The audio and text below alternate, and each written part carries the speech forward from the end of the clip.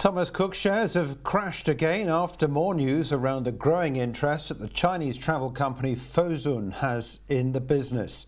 The two are close to agreeing bailout terms with the now major shareholder Fosun Tourism Group that will see Fosun throw some £450 million into rescuing the UK tour operator. The two say that they have reached substantial agreements on key commercial terms. The deal will see Fosun take a 75% equity stake in the company, up from the current 18%.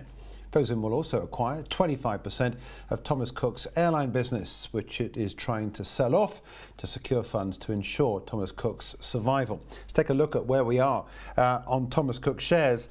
And when you have a stock that is effectively a penny stock, any small move on a chart can result in a large percentage move. And indeed here today, this candle here, this daily candle here, shows a 13% loss of the valuation of the business.